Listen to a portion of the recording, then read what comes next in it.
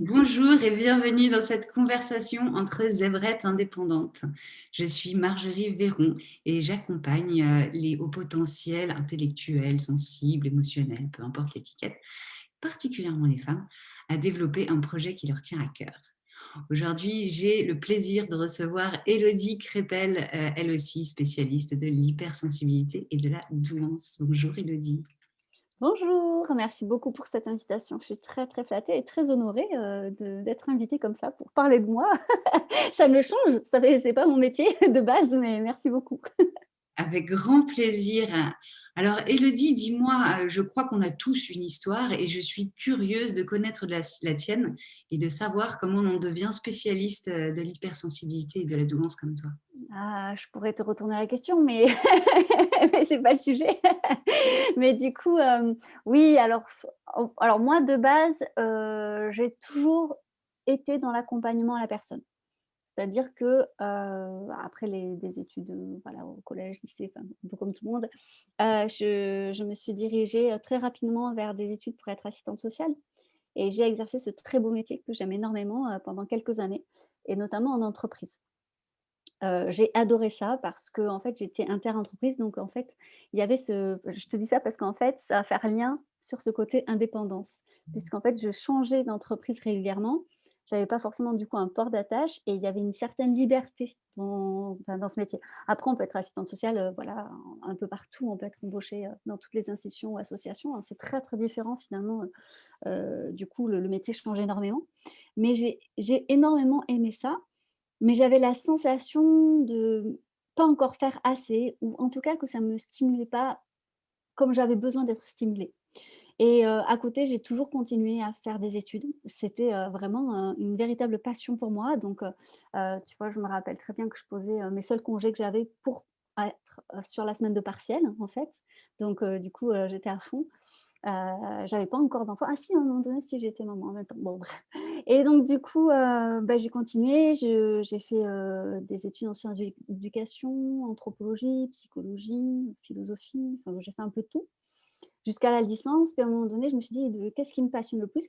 Et quand même, en fait, j'ai été confrontée en tant qu'assistante sociale à une difficulté, c'était le suicide d'une salariée et qui m'a énormément chamboulée, donc comme on peut s'en douter. Et là, je me suis dit: «Il me manque quand même des clés en psychologie et c'est vraiment ça dont j'ai besoin». Donc au départ, je ne pensais pas du tout en faire un métier. Je pensais vraiment, que ça serait utile déjà dans ma profession. Finalement, j'ai fait un master en psychanalyse, je me suis spécialisée là-dedans.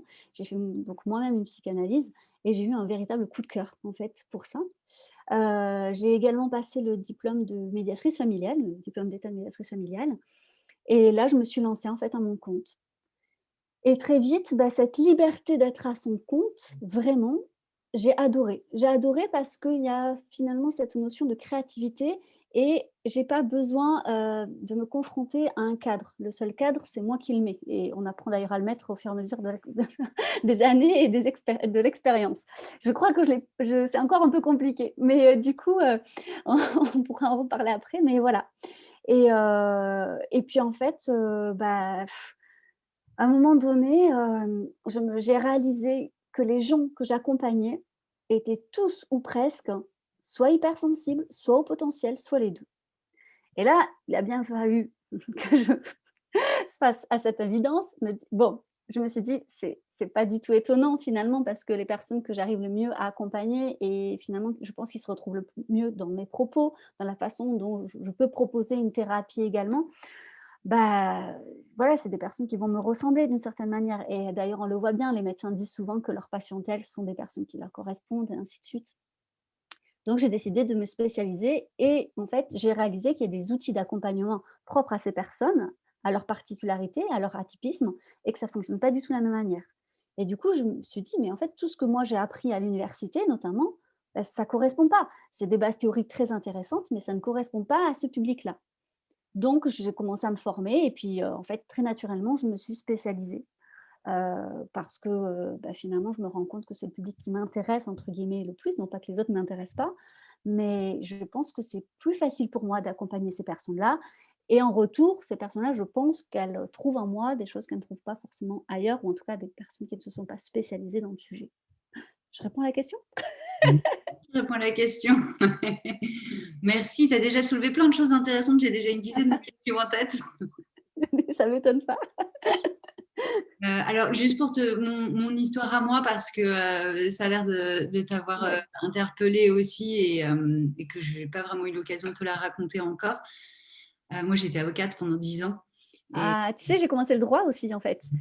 Ouais, bon, ça serait une trop longue histoire aussi, mais vas-y, dis-moi. j'ai commencé et je l'ai exercé pendant 10 ans quand Ah, même. ouais, c'était bien. J'ai trouvé assez courageux de ma part parce que je m'ennuyais quand même fondamentalement dans mon métier C'est vrai? qui Ah ouais. manquait de sens. En fait, j'étais spécialiste dans le droit d'auteur, donc je me suis éclatée au début et travailler avec des esprits créatifs, c'était super. Et Bah ouais. puis, assez rapidement, j'ai gravi les échelons et les cabinets, on était de plus en plus chers et on travaillait de moins en moins avec les auteurs et de plus en plus de l'autre côté de la barre. C'est Donc, le ça a comble fait du truc. complètement son sens tout ça pour moi. Et donc voilà, ça a été une crise de sens professionnel, quoi, un bore-out. Je m'ennuyais profondément. J'ai démissionné. Je suis partie avec un aller simple pour l'Inde pour apprendre à enseigner le yoga que j'avais pratiqué pendant des années pour pouvoir tenir le coup aussi du stress de la profession, puis du stress interne de ne pas être alignée avec ce que j'avais envie de faire. Je suis rentrée à Paris où j'habitais à l'époque. J'ai commencé à donner des cours de 8 heures du matin à 10 heures du soir, à courir un peu partout. Et je suis passée du bore-out au burn-out de la prof de yoga. Ah ouais, voilà. Donc, j'ai Mais voulu c'est apprendre toujours à très prendre. intéressant de voir les profils des personnes. C'est tellement atypique à chaque fois, c'est génial. Ouais, c'est des histoires assez incroyables. Moi, j'adore interviewer les gens qui ont des histoires comme ça tellement C'est atypiques. vrai. Du coup, j'ai voulu apprendre à prendre soin de moi de manière naturelle. Je me suis formée à la naturopathie. Assez rapidement, j'ai compris que la majorité des problèmes qu'on me soumettait, en fait, étaient liés à des problèmes émotionnels et pas du tout physiologiques. Pas Donc, étonnant. je voulais en savoir plus. Je me suis dit, attends, émotion, c'est quoi ça, une émotion? Je découvre quelque chose sur moi. Donc là, ça a été pour moi une occasion de me faire accompagner, de découvrir pas mal de choses sur moi et notamment cette spécificité au potentiel, rayures, hypersensibilité, peu importe l'étiquette. Et ça a évidemment révolutionné mon histoire personnelle. Et Et puis, voilà. j'ai voulu aller plus loin. Je suis devenue maître praticienne en PNL. Je me suis formée à l'hypnose. J'ai découvert aussi les champs plus énergétiques, quantiques, je ne sais pas trop comment les appeler, de l'hypnose spirituelle. Et puis, au fil du temps, comme toi, je me suis rendu compte que dans tous mes accompagnements, je n'attirais que des personnes qui me ressemblaient. Et voilà. Et que je me suis rendu compte que c'était véritablement une clé de choisir son public. Au début, on ne choisit pas forcément quand on s'installe, mais finalement, quand on se rend compte qu'on attire toujours un type de personne, parler de lui, c'est véritablement une clé pour arriver à développer son activité par la suite. Je ne sais pas si tu as remarqué ça, toi. Moi, j'avais beaucoup de mal au départ à dire que je me spécialisais dans ce sujet. J'avais peur que ça soit très enfermant, j'avais peur que puis il y avait ce complexe de l'impostrice aussi, c'est-à-dire que, bah, voilà, j'affiche ça, c'était pas évident aussi. Ça a mis quelque temps à dire: «Mais en fait, oui, mais c'est tellement cohérent, c'est tellement normal, je vois pas où est le problème». Mais c'était compliqué. Puis après, en fait, au fur et à mesure, je me suis dit: «Mais c'est pas du tout enfermant». En fait, ces personnes-là recherchent des professionnels comme nous, donc autant le dire. C'est-à-dire que moi, quand je cherche, je sais pas, moi, je veux acheter, n'importe quoi, un savon. Si je cherche un savon particulier, je vais pas aller, je sais pas moi, dans une pâtisserie, tu vois? Voilà, c'est comme ça. Donc en fait, d'une certaine manière, ces personnes-là, elles recherchent des professionnels comme nous, qui se sont spécialisés, qui connaissent leurs particularités, leurs caractéristiques, qui savent comment parler, les accompagner, les respecter et qui vont les guider là-dedans. Donc en fait, autant l'afficher, tout simplement. C'est un conseil que je donne régulièrement à mes clientes, c'est qu'effectivement, on a parfois du mal à passer le cap à cause de ce fameux syndrome de l'imposteur, dont on reparlera peut-être tout à l'heure. Ça m'intéresse aussi parce que ce que tu as dit tout à l'heure, c'est que tu as découvert en chemin qu'il y avait besoin d'outils spécifiques pour accompagner les hypersensibles et hauts potentiels. Mmh. Tu peux nous en partager quelques-uns, des outils que tu Oui, as. alors déjà, je pense que c'est alors moi, je compare un petit peu avec ce qu'on m'a appris en thérapie, voilà, un petit peu lambda. C'est-à-dire ce cadre du thérapeute, c'est pas du tout le même avec les atypiques.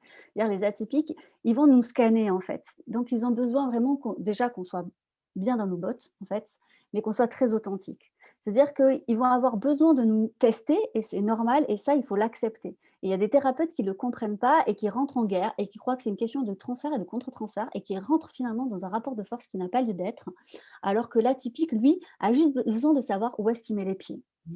Et c'est pas une question de force ou de puissance. Donc, en fait, dans ces thérapies-là, il faut oser parler de soi parfois. Ça ne veut pas dire qu'on se met à la place de l'autre, absolument pas, et qu'on prend toute la place, c'est pas le but. Mais il faut oser, en fait, montrer sa vulnérabilité, son authenticité. Et où ça passe, où ça casse. Et ça aussi, c'est important, c'est-à-dire qu'il ne s'agit pas juste d'accompagner la personne atypique, mais en fait, il s'agit de lui ouvrir en fait un environnement bienveillant, un environnement où elle ne se sent pas jugée. Et ça, c'est une grosse différence également, parce que l'atypique, il va beaucoup plus vite, il va réfléchir sur lui-même, finalement, il est son propre psy. Et ça, je trouve que c'est fantastique en tant que thérapeute parce que ça nous met sur un pied d'égalité, ou en coaching, quand on parle de coaching.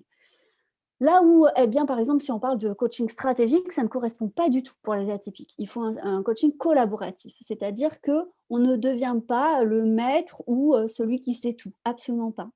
Et je pense que ça demande une certaine mise à distance, une certaine humilité professionnelle que tous les professionnels n'ont pas, ou peut-être n'ont pas encore acquéri tout ça, mais ça me semble la base. Mais c'est vrai que chez les atypiques, ça ne va pas louper. C'est-à-dire que si on commence à se positionner sur un piédestal, eh bien, on rentre dans un système de rapport de force. Et je pense que c'est important aussi, voilà, de montrer qu'on n'a pas ces solutions, mais on va l'aider en fait à comprendre son fonctionnement, parce qu'on connaît le fonctionnement des atypiques et souvent les personnes qui viennent nous voir ne le connaissent pas, parce qu'elles ont été dans un syndrome du caméléon pendant très longtemps. Et donc, du coup, elles ne réalisent pas du tout qu'elles essayent de correspondre à des personnes typiques, alors même qu'elles ont un fonctionnement atypique. Donc, c'est souvent une méconnaissance d'elles-mêmes. Et donc, nous, on a cette connaissance, il faut la partager avec générosité, mais en aucun cas, en fait, il faut se positionner comme celui qui sait ce qui va se passer, qui a les réponses. Et puis en plus, après, c'est très toxique de toute façon dans la relation. Mais c'est encore plus fort et je trouve prégnant chez les atypiques. Et sinon, je pense qu'un professionnel qui n'a pas compris ça, il va droit dans le mur et avec la personne qui l'accompagne. C'est Mmh. vraiment terrible. Merci beaucoup de partager ça parce que je l'ai vécu et je pense que je ne suis pas la seule. Cette espèce d'errance thérapeutique, d'aller de thérapeute en thérapeute, Ouais. essayer des dizaines de méthodes en disant bah, c'est pas la bonne méthode et d'en essayer plein d'autres. Et en fait, au bout d'un certain temps, jusqu'à ce que je tombe sur la bonne personne, me rends compte que le problème, c'était pas la méthode, C'était pas la méthode, c'était la exactement. personne qui n'était pas prête à accompagner quelqu'un qui avait ces caractéristiques. Effectivement, C'est j'ai ça. fait mes thérapeutes, oui, c'est vrai. Je le Et reconnais. oui. Mais souvent, on les met en mal, hein, parce qu'en fait, on va l'analyser et en fait, c'est pas rare qu'on devienne le psy de son psy. Il y a énormément d'atypiques qui en viennent à dire: «Ben, en fait, au final, c'est lui qui me parlait de sa vie». Alors ça, c'est un véritable problème, hein, parce que bon, déjà, il y a le cadre thérapeutique qui n'est pas respecté, mais je pense surtout, parce que, ce psy-là n'est pas spécialisé pour les surdoués, donc ne comprend pas, en fait, comment on fonctionne et comment on accompagne ces personnes-là. C'est-à-dire que le cadre est pas du tout le même. Déjà, en fait, ça demande beaucoup plus de liberté et de créativité dans l'accompagnement et il faut oser sortir justement des carcans. Il va falloir se dire: «Mais en fait, toute la théorie que j'ai, OK, elle est pas, elle ne sert pas à rien, mais dans la pratique, je me laisse guider par la personne que j'accompagne et c'est pas moi qui la guide». Et ça, je pense que c'est une posture que certaines personnes n'arrivent pas à avoir parce qu'elles ont la sensation de lâcher prise, de ne pas être dans le contrôle et ça les angoisse énormément. Mmh. Seulement, quand on accompagne des atypiques, c'est ça qu'il faut faire. C'est-à-dire que c'est pas moi qui compte, c'est l'autre, mais en plus, je dois lui laisser toute la liberté, toute sa créativité pour trouver en fait son propre chemin. Ça demande de s'effacer d'une certaine manière que tout le monde n'est pas capable de faire. Mmh. Et effectivement, l'enjeu de ces accompagnements, c'est essentiellement d'apprendre à se connaître de manière générale. Et face à quelqu'un qui a porté un masque de suradaptation pendant des années, ce que toi tu appelles le syndrome du caméléon, Ouais, ou le faux self aussi, hein. voilà, qu'on appelle le faux self, ça peut être parfois difficile et ça peut prendre du temps de tomber ces masques. Alors voilà, totalement. C'est-à-dire que je pense qu'on a tous fait ça si on a déjà vu un psy, un thérapeute ou un coach qui était pas spécialisé. C'est-à-dire qu'on garde ce faux self parce que le temps de tester, le temps d'être en confiance. Moi, quand j'accompagne les gens en général, dès la première séance, ils le tombent. Parce qu'en fait, moi, je me montre telle que je suis. C'est-à-dire que en fait, je leur parle de mes forces, de mes fragilités, de mes limites, je leur montre ma vulnérabilité, c'est OK, en fait et je m'assume totalement et en fait, ça mais même dans toutes les relations, ça amène l'autre à en faire autant et je pense que quand on assume soi-même ses atypies, les limites liées à ça, mais aussi ses forces, eh bien, on met l'autre à l'aise, dire: «Beh, regarde, tu vois, tu es en sécurité, en fait. Tu es en sécurité parce qu'en fait, on parle le même langage. Donc, vas-y, lâche-toi, il y a pas de souci. Quoi qu'il se passe, en fait, je te jugerai pas». Et je pense que ce faux self, bah, les atypiques le gardent longtemps et le maintiennent tout simplement parce que, bah, à chaque fois, c'est violent de le laisser tomber dans ce monde. C'est-à-dire qu'on nous renvoie, le trop, qu'on n'est pas comme il faut, qu'on devrait être comme ci, comme ça. On voit bien qu'on est toujours à côté de la plaque. Enfin, voilà, il y a par expérience, depuis tout jeune, bah, on comprend bien que ça va pas le faire. Alors à moins d'avoir vraiment confiance en soi et puis ça se travaille, mais les personnes qui viennent nous voir en général, c'est voilà, c'est qu'il y a tout un travail de confiance à revoir et à restituer. Mais c'est vraiment ça en fait qui je pense que si on est vraiment honnête et authentique déjà en tant qu'accompagnant, ça fonctionne bien, ça fonctionne bien. Oui, et ça instaure, pour moi, tu as dit un mot-clé, c'est le mot sécurité, ce climat de C'est ça. sécurité, la sécurité de OK, ici, je peux être moi Ouais, et, ouais. et c'est safe, quoi. C'est ça. C'est-à-dire: «Vas-y, en fait, j'ai aucun souci». Parfois et genre ça, c'est assez typique, quand on voilà, qu'on va mettre le doigt sur quelque chose qui est un peu sensible, la personne va se mettre à pleurer et la fameuse phrase, je pense que dans 90 des cas, c'est: «Oh, je suis désolée». Et moi, je dis: «Mais pourquoi? Parce que si tu rigoles, tu vas être désolée de rigoler, ne sois pas désolée de pleurer alors». J'ai aucun souci avec ça, enfin vraiment, mais pleure, enfin je veux dire, j'ai pas de problème avec ça, au contraire. Et ben tu sais pas quoi? Là, on va travailler. Il y a quelque chose qui s'est passé, c'est génial, tu libères une émotion, tu la vis, tu l'accueilles, tu es pas dans la gestion. Tu f Enfin voilà, pour une fois, enlève ce masque et ne sois pas désolée d'enlever ce masque, en fait. Et je crois que c'est ça qui est important et souvent on nous dit, tu vois, on nous apprend, oui, il faut pas pleurer, il faut pas montrer nous-mêmes nos émotions quand on accompagne. Alors je suis d'accord qu'il faut pas être dans la compassion et faire la différence entre l'empathie et la compassion parce qu'encore une fois, c'est laisser la place à l'autre et pas à soi et qu'il y a des choses à travailler en supervision. Mais en fait, je trouve ça très important de dire: «Ben, moi là, je suis touchée par ce que tu me dis. Je suis touchée par ce qui se passe là. Il se passe quelque chose de fort et émotionnellement, je le ressens». Et surtout qu'en tant qu'atypique, quand on est hypersensible, enfin, je veux dire ça tu vois, c'est dans le corps, hein, tu le sens, hein, tu vois? Même à distance, tu as des frissons, tu ressens les choses et en fait, c'est même voilà, même à travers un écran, quand tu ressens quelque chose, l'autre le ressent et je pense que c'est important justement de le dire, de le verbaliser parce qu'en fait, ça permet de mettre des mots sur, comme je dis, des mots sur des mots MAUX, dans le sens où, bah, parfois l'autre va ressentir quelque chose, ne le conscientise pas, puis ça fait comme un froid un peu bizarre, un silence où tout le monde est mal à l'aise et du coup, bah, la personne que tu accompagnes, parce que comme elle est pas très bien, elle peut interpréter, se dire: «Oh là» alors ça c'est assez, aussi commun, dire: «Non mais elle m'aime pas, elle doit me juger, elle doit me trouver bizarre, je suis folle, je suis sûre, je pense qu'elle n'a jamais eu des comme ça». Donc le fait de le dire et de verbaliser les choses, en fait, c'est il y a pas d'interprétation possible. Et du coup, ça met ça aussi en confiance. Mmh.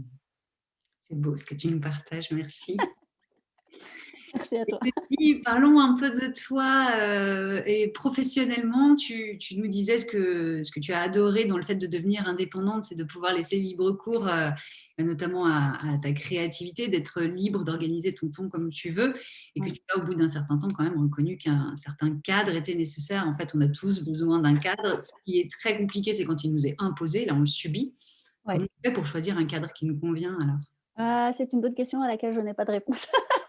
Non, mais en fait, c'est vrai que c'est quelque chose dont je parle beaucoup avec d'autres, justement d'autres amies entrepreneuses. Ça fait maintenant 3 ans que je suis à mon compte, donc pour moi, je suis encore, un bébé entrepreneur. Tu vois? 3 ans, c'est trop peu. J'ai une vie de famille, j'ai 3 enfants en unschooling, ça veut dire qu'ils sont tout le temps à la maison, et on n'a pas de relais possible, donc on doit gérer 2 sociétés et avec nos enfants. Donc le perso et le pro, c'est tout le temps entremêlé, mais ça, c'est vraiment un choix de vie et puis, il y a pas de souci. Et le souci enfin, tu vois, j'ai tout le temps, en fait, 10 000 projets, 10 000 envies en tête. C'est-à-dire que j'ai beau dire: «Bon allez, le mois prochain, je freine un peu ou je me prends un week-end» et en fait, j'ai réalisé que depuis des années, je n'ai pas pris de vacances, quoi. C'est-à-dire j'ai jamais un jour où je ne travaille pas et même, quand là, mon petit dernier a 1 an, même le jour de l'accouchement, j'ai travaillé. Alors mes copines, elles en rigolent. Alors dit comme ça, on doit se dire: «Mais elle est malade celle-là». Je sais pas si je suis malade, mais j'en souffre pas.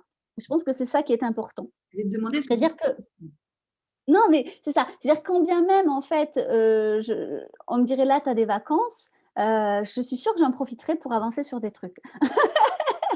Parce que en fait, je suis portée par des envies. Par contre, je reconnais que il y a aussi, je pense, tu vois, quand tu débutes, cette crainte de se dire: «Est-ce que ça va fonctionner? Est-ce que ça va marcher?» Enfin, moi, j'ai été salariée avant et je sais ce que c'est d'avoir, finalement, ce confort d'avoir un salaire qui tombe à la fin du mois. Quoi qu'il se passe, ça tombe, en fait. Et ça, ça peut être insécurisant de se dire: «Ben, en fait, si je ne fais rien, ça rentre pas». Parce que ça fonctionne comme ça et s'il se passe quelque chose, bah, comment ça se passe? Enfin, donc ça, c'est quelque chose que je dois encore travailler moi en tant qu'entrepreneuse pour trouver un équilibre et en fait pour me sentir totalement sécure. Alors même que je reconnais très bien, hein, je me rends bien compte qu'en 3 ans seulement où j'en suis arrivée, on me le dit souvent en plus, hein, donc je me dis: «Oui, bon, ben d'accord, effectivement, c'est que ça fonctionne bien». Je veux dire, j'ai plus de demandes que d'offres que je peux proposer, en fait. Donc ça, je me rends bien compte que tout le monde n'a pas cette chance et que quand on se lance, bah, ça peut être très difficile avant de se dire: «Ah bah, je vis de ma passion». Non, moi, je peux vraiment dire que je vis de ma passion et que je fais vivre toute ma famille de ma passion, d'ailleurs.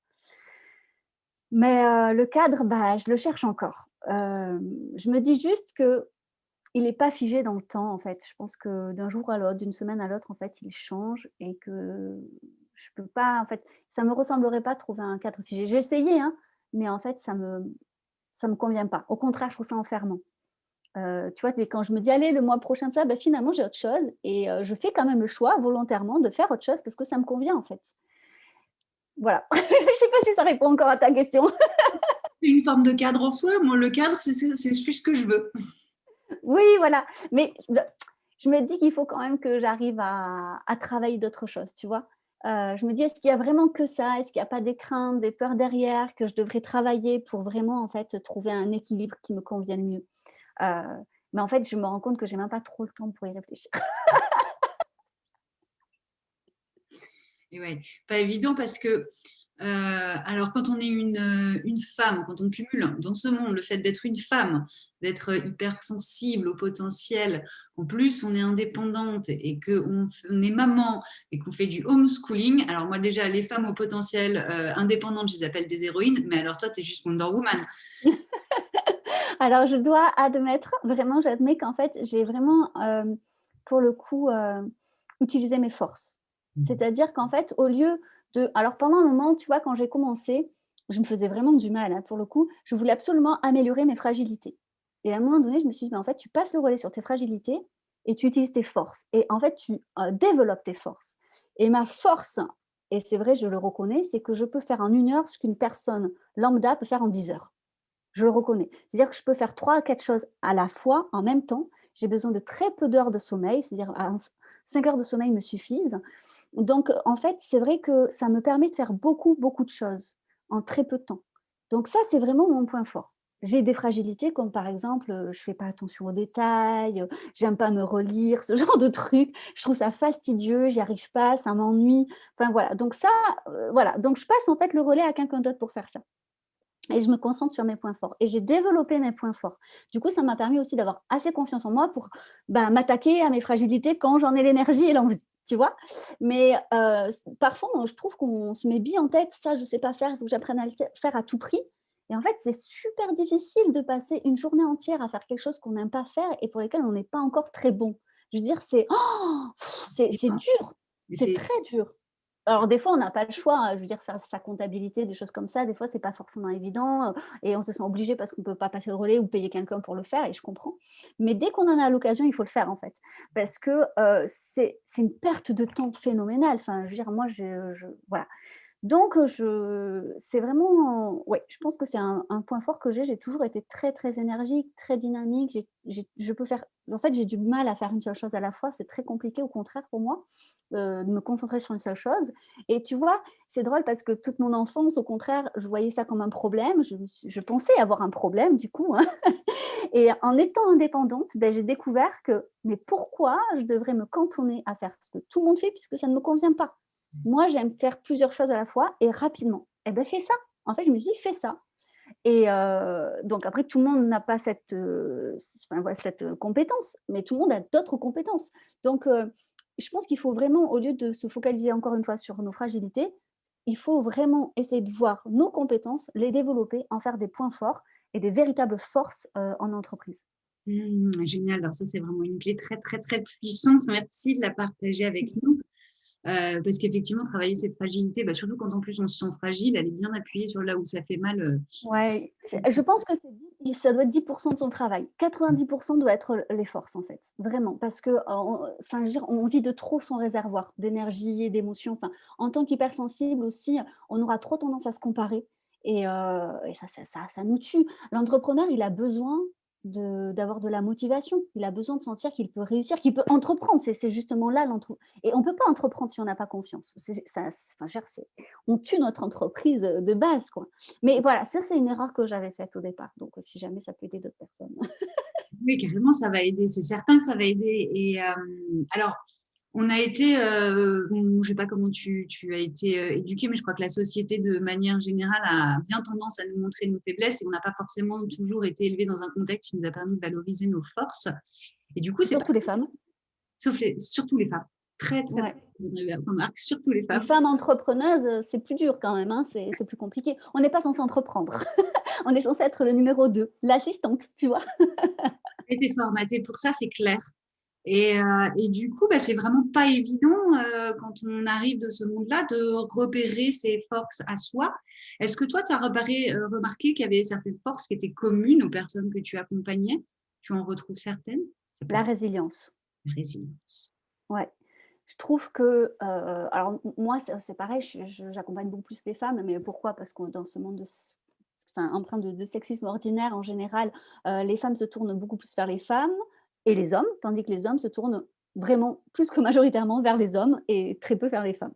Donc on se retrouve en tant que femme à accompagner plus les femmes, mais ça me va bien aussi. Mais du coup, je trouve qu'elles ont une force de résilience incroyable. C'est-à-dire que quoi qu'il leur arrive, elles rebondissent. Alors oui, hein, elles sont blessées, elles sont esquintées, elles sont cabossées, ben, on l'est tous et toutes, hein, j'ai envie de dire, mais elles rebondissent, quoi. C'est incroyable. Je veux dire, il y en a qui ont des histoires de vie, enfin voilà, c'est terrible, c'est vraiment terrible et je crois que ça, c'est une force dont, en fait, elles ne le conscientisent pas. En fait, elles ne voient que le fait qu'elles étaient en bas, qu'elles sont toutes en bas et je lui dis: «Mais tu es en bas, mais tu es là, en face de moi, en train de me parler, en train de chercher des infos, en train de regarder sur internet ce qui est possible de faire, à essayer d'apprendre à te connaître, à te comprendre. Comment tu peux dire que tu es en bas? Tu es en train de rebondir, tu rebondis sans cesse, en fait. Tu as une résilience incroyable» et ça, c'est vraiment un point fort que je leur enfin, qu'il faut développer et c'est ce que je leur dis, c'est-à-dire que réalise que quoi qu'il arrive, tu peux t'en sortir. Toute seule, sans rien, comme ça, naturellement. C'est-à-dire que quoi qu'il peut t'arriver dans ta vie, tu vas rebondir. Et ça, c'est hyper puissant, en fait, à leur transmettre.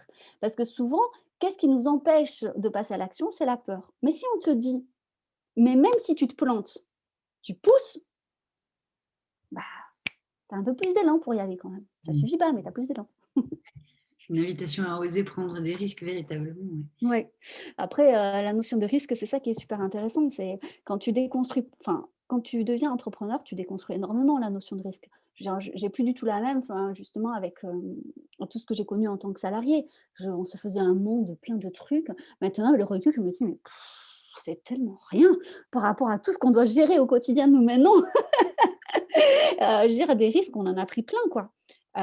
Et en fait, il y a pas d'échec. C'est ça qui est beau. Mmh. C'est-à-dire qu'en fait, tu apprends toujours, tout le temps, donc c'est pas un échec. Après ça amène à repenser la notion d'attente aussi. Quelles sont les attentes que tu avais au départ? Tu vois? Ça, c'est autre chose. Tu parlais de sexisme ordinaire. Comment ça touche, plus particulièrement ou différemment? Je ne sais pas, j'ai ma petite idée, mais ce qui m'intéressait ton point de vue, les femmes hypersensibles ou douées. Elles sont vues comme fragiles. Ça, c'est vraiment c'est-à-dire que, il faut pas leur donner trop de responsabilités. Elles sont pas en capacité, voilà, il y a vraiment ce côté, de fragile, susceptible. Alors, après, il y a ce côté un peu folle, un peu, hystérique, hein, si jamais à un moment donné tu oses t'exprimer et du coup, c'est pas évident parce qu'en fait, on a la sensation qu'il faut soit réagir comme des hommes, ce qui ne nous convient pas. Alors quand des hommes, je mets ça entre gros guillemets, hein, parce que, c'est l'image qu'encore une fois, le sexisme ordinaire amène à penser d'un homme, hein, alors qu'il n'y a pas de réaction d'homme ou de femme. Et du coup, ben, en tant que femme, ben, on se dit: «Mais attends, mais je suis obligée d'être quelqu'un d'autre pour réussir et pour m'épanouir, ça n'a aucun sens». Je crois qu'il faut vraiment assumer, en fait, sa sensibilité pleinement. Et moi, j'ose dire: «Ah bah oui, en fait, je suis très sensible et il y a des choses qui me blessent énormément». Mais en fait, encore une fois, c'est pas parce que ça me blesse que je reste, en fait, inerte, allongée dans mon lit à pleurer toute la journée. Je pleure, hein, parfois quand il y a des choses qui me blessent énormément, il faut que ça sorte. Est-ce que des fois, je peux me rouler dans le lit? Oh ben pourquoi pas si j'en ai l'occasion avec mes enfants autour, mais du coup, ben oui, en fait et puis mais en fait, c'est ça, c'est je vais rebondir parce que c'est juste ma façon, en fait, de vider le trop plein et au lieu, je sais pas moi, d'être violente envers quelqu'un, d'avoir des propos, voilà, injurieux ou de m'énerver sur les réseaux sociaux contre je sais pas qui, ben, en fait, je pleure un bon coup, je souffle un bon coup et en fait, ça me permet de retrouver ma créativité, mon énergie et de rebondir. Il y a vraiment ce côté, bah, tu sais, elle pleure, elle est forcément fragile, elle peut pas supporter ça ou ça, mais ça n'a rien à voir, ça n'a rien à voir. Juste, en fait, je suis en train d'exprimer une émotion. Alors et du coup, en ayant tu vois, en assumant, bah, j'aurais plutôt tendance à dire à quelqu'un qui va me dire ça, dire: «Mais en fait, si toi tu assumais un peu plus tes émotions, tu verrais que tu es beaucoup plus fort». Parce que le plus fragile, le plus faible entre nous 2, c'est certainement toi, en fait. Je lui dirais pas ça serait pas très bienveillant, mais en tout cas, je le pense très fort. Oui, oser montrer sa vulnérabilité, c'est pas une faiblesse, c'est une véritable C'est force. une force. Il faut faire preuve de courage, hein, pour être vulnérable, hein. Parce qu'en fait, ça veut dire que j'ai tellement confiance en moi, je sais tellement que je vais rebondir, que ça ne me dérange pas de te montrer mes failles. C'est-à-dire que, en fait, je vais te montrer toutes mes failles et qu'importe où tu vas appuyer, ça va aller, j'ai confiance. Donc il faut un sacré courage et une sacrée confiance en soi pour être vulnérable quand même. Et ce qui est incroyable, c'est qu'en général, en montrant sa vulnérabilité, eh bien, on a une chance sur 2 que l'autre les montre aussi. Parce qu'en fait, on va parler de cœur à cœur. Alors, il y aura toujours des personnes, qui pourront pas, mais après chacun son chemin et puis mais au moins ça fait le tri et ça nous permet aussi de bien nous entourer. C'est-à-dire moi, c'est vraiment quelque chose, le meilleur conseil que je peux donner quand on est entrepreneur, c'est de bien s'entourer. Alors bien s'entourer, c'est subjectif, mais en tout cas de s'entourer des personnes où on peut en fait montrer nos failles, nos fragilités, notre vulnérabilité, où l'autre en fait de même et en fait, on s'encourage énormément. Et c'est des personnes avec les mêmes valeurs que nous, dans le monde de l'entreprise et ça, c'est incroyable. Qu'est-ce que c'est porteur! En tant qu'entrepreneur, on peut parfois se sentir tellement seul, ça peut être tellement difficile et de trouver des gens qui ont les mêmes valeurs que nous, mais c'est incroyable, c'est une force incroyable. C'est une force incroyable, effectivement, et ça permet, comme tu le disais, d'aller un peu au bout de ses émotions. Moi, j'ai mis du temps à le comprendre, mais j'ai fini par le comprendre. Et cette émotion qui monte, plus je vais appuyer C'est sur ça. le bouchon pour qu'il Oh, recouvre la c'est surface, ça, plus il va prendre de l'ampleur et plus il va c'est ça. exploser par ailleurs dans un contexte où ce ne sera pas du tout le moment ni l'endroit. Alors que bah, autoriser cette émotion à monter, à se laisser traverser, pleurer, pour moi, les Mmh. larmes sont devenues sacrées, c'est magnifique. Bah oui, c'est vrai. Et la Mais laisser. c'est surtout qu'en fait, ça va exploser. C'est souvent comme ça, en fait, qu'on en arrive à de la violence contre les autres ou contre soi, hein, à du désamour pour soi, hein. C'est vraiment ça. C'est parce qu'en fait, on est en train de gérer ses émotions. Ça, c'est vraiment un tic de langage qu'il faut oublier, hein.